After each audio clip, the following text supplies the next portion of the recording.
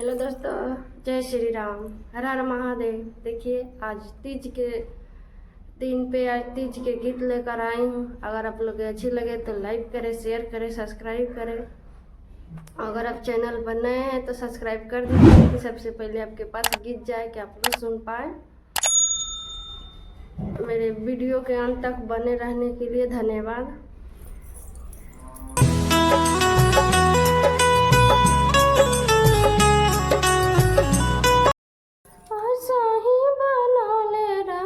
हमरो परिवार पे आशा ही बनले रखी, हमरो परिवार पे अरे हंसल खुशल रखी जी सिंदूरा हमार, अरे हंसल खुशल रखी जी सिंदूरा हमार,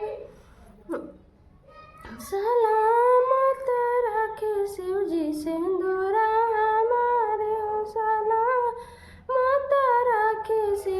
सिंदूरा हमारा।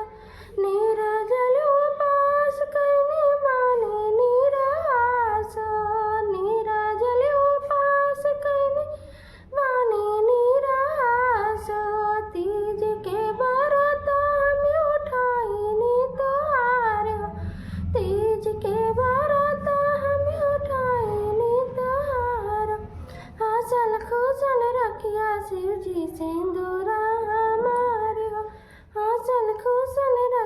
शिव जी सिंदूरा हमारा। पिया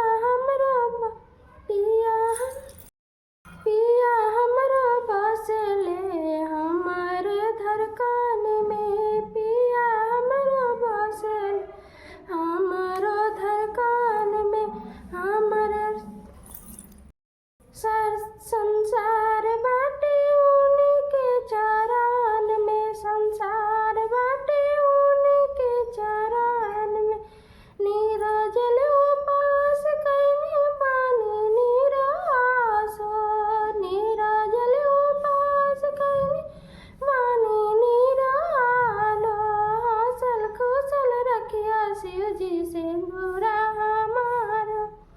तीज के व्रत हम उठाइनी तोहार, तीज के व्रत हम उठाइनी तोहार, हंसल खुशल रखिया शिव जी सिंदूरा हमार, हंसल खुशल रखिया शिव जी सिंदूरा हमार।